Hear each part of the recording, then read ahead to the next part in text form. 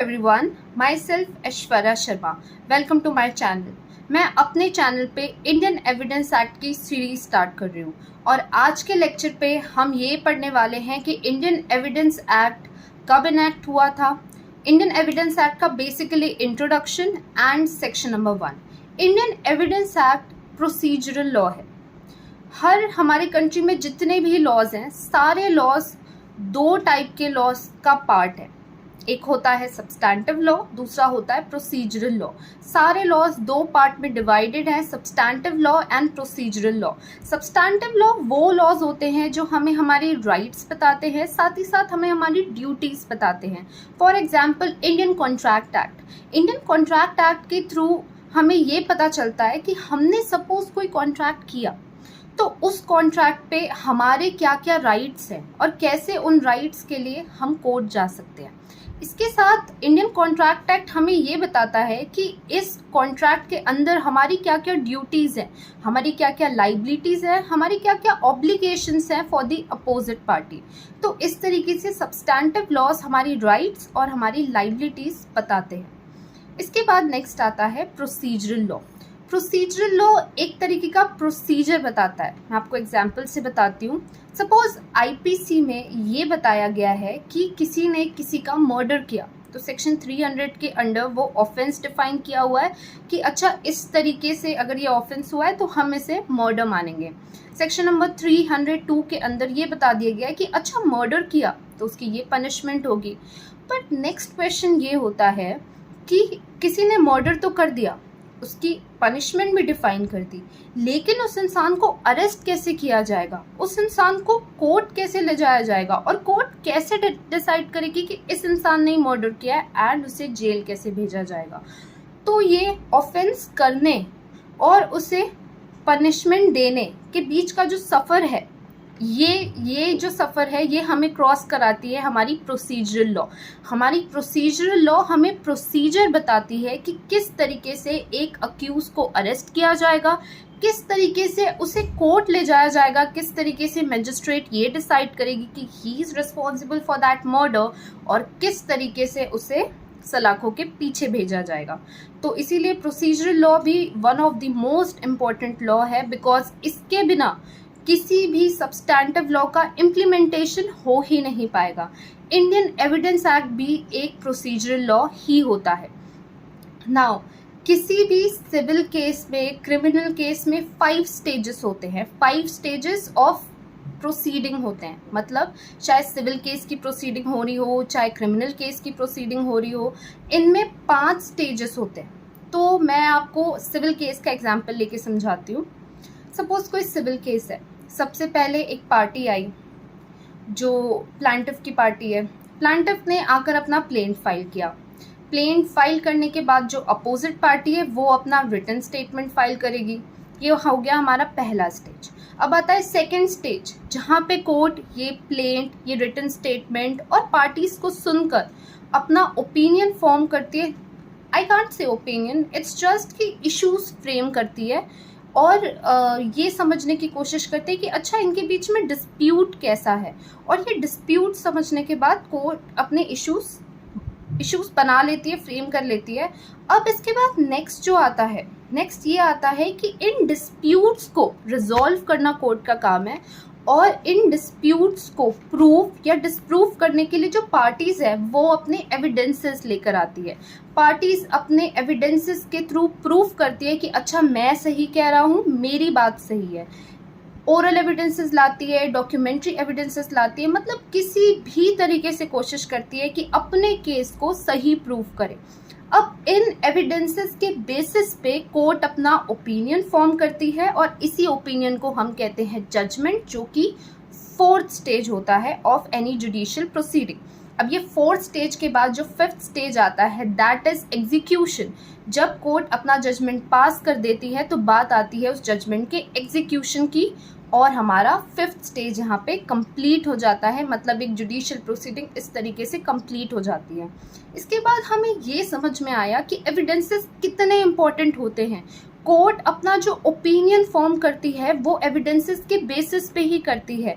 If आप सही evidence लेकर नहीं आओ तो चाहे आपका केस कितना भी सही हो, आप प्रूफ नहीं कर सकते हो कि यू आर राइट। तो evidences are very very important.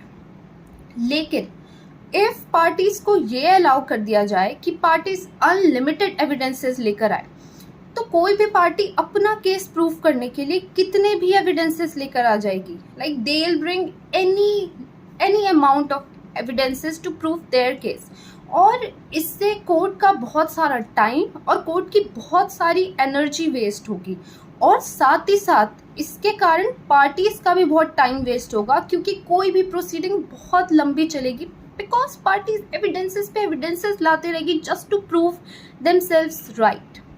तो इसीलिए इंडियन एविडेंस एक्ट इम्पॉर्टेंट है। इंडियन एविडेंस एक्ट इनैक्ट किया गया ताकि ये लिमिट लगाई जा सके, ये रेस्ट्रिक्शन लगाया जा सके कि यही एविडेंसेस आप अपने केस में लेकर आ सकते हो, आप अनलिमिटेड एविडेंसेस नहीं लेकर आ सकते। साथ ही साथ इंडियन एविडेंस एक्ट जो है वो कोर्ट्स को भी गाइड करती है कि आपको किन एविडेंसेस को एडमिट करना है, किन्हें नहीं करना है, किस एविडेंस को कितना वेट देना है, ये सारी चीज़ें इंडियन एविडेंस एक्ट बताता है। इसलिए इंडियन एविडेंस एक्ट की बहुत इंपॉर्टेंस है, नहीं तो कोई भी प्रोसीडिंग बहुत लंबी चलेगी एंड पार्टीज अनलिमिटेड एविडेंसेस लाती रहेगी। तो ये हो गया इंडियन एविडेंस एक्ट की इम्पोर्टेंस। नाउ हम आ जाते हैं अपने बेयर एक्ट पे, and let's start from section number 1 as I told you, short title, extent and commencement. This act may be called the Indian evidence act 1872। तो ये कहता है कि इस एक्ट को हम कहेंगे Indian evidence act 1872। It extends to the whole of India and applies to all judicial proceedings in or before any court. ये पूरे इंडिया में एक्सटेंडेड है, पूरे इंडिया में अप्लाई होता है, और ये हर जुडिशियल प्रोसीडिंग्स में अप्लाई होता है कोर्ट के सामने। अब जुडिशियल प्रोसीडिंग्स क्या होती है, तो ये नाम से ही हम समझ सकते हैं कि जुडिशियल प्रोसीडिंग्स ऐसी प्रोसीडिंग्स जो जज के सामने होती है, जज के थ्रू होती है, जिसपे जज किसी भी वे से जस्टिस प्रोवाइड करता है।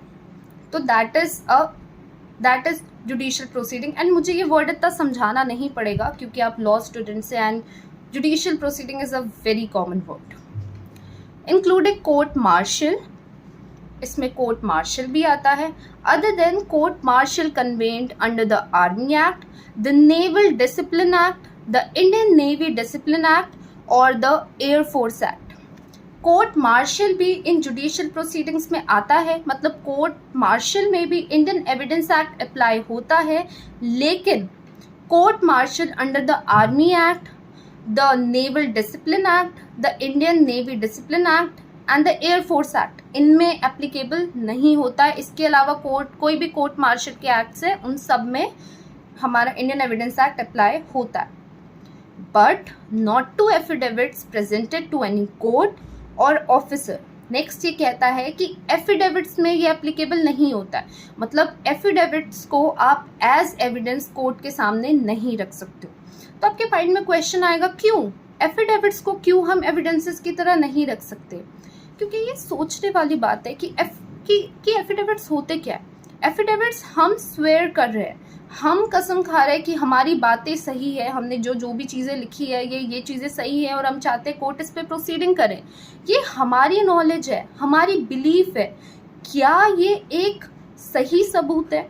क्या ये एक सही रिलायबल एविडेंस है जिस पे कोर्ट डिपेंड कर सकती है? क्योंकि मैं तो अपनी बातें, मतलब मैं अपने फेवर में ही बातें करूंगी, मैं वही चीज़ें लिखूंगी जो मैं कोर्ट के सामने प्रूफ करना चाहती हूँ, जो मैं चाहती हूँ कोर्ट मान जाए। मैं क्यों अपने अगेंस्ट चीज़ें लिखूंगी? तो कोर्ट ऐसी बातें जो खुद के नॉलेज, खुद के बिलीव्स के साथ लिखी हुई है, उसे कैसे एज एविडेंस मान सकती है? मतलब it is very very difficult affidavits को एविडेंस मानना, क्योंकि ये तो पार्टीज के खुद की चीज़ें हैं। नेक्स्ट, सीपीसी और सीआरपीसी में प्रोविजंस हैं जहाँ पे एफिडेविट्स का यूज़ किया जा सकता है, जैसे order 19 of CPC and section 295 and 296 of CrPC, जहाँ पे एफिडेविट्स का यूज़ किया जा सकता है। Now, next is nor to proceedings before an arbitrator. Arbitrator के सामने जो प्रोसीडिंग्स होती हैं उनमें भी इंडियन एविडेंस एक्ट एप्लीकेबल नहीं होता है. वंस अगेन आपके दिमाग में क्वेश्चन आएगा कि वाई आर्बिट्रेशन प्रोसीडिंग्स में ये एप्लीकेबल नहीं होता है. ये इसलिए एप्लीकेबल नहीं होता है क्योंकि आर्बिट्रेटर के सामने कोई भी प्रोसीडिंग करने के पीछे का एक्चुअल मोटिव क्या होता है. एक्चुअल मोटिव ये होता है कि ये जो कोर्ट के लेंदी प्रोसीजर्स है इनसे नहीं, एक नॉर्मल से प्रोसीजर से जल्दी वो केस रिजॉल्व किया जाए.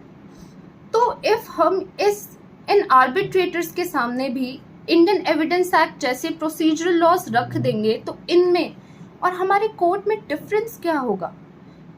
हमारे कोर्ट जैसे काम करते हैं ये भी वैसे ही काम करेंगे. हमारे कोर्ट जितना टाइम लेता है ये भी उतना ही टाइम लेंगे. तो इनमें स्पीडी रेमेडी किस तरीके से मिलेगी, नहीं मिल पाएगी. इसी कारण से आर्बिट्रेटर्स के सामने जो प्रोसीडिंग होती है वो बहुत ही सिंपल रखी जाती है और उस पर ये लंबे चौड़े प्रोसीजरल लॉज एप्लीकेबल नहीं होते हैं. तो आज के लेक्चर पे इतना ही. Thank you for watching my video.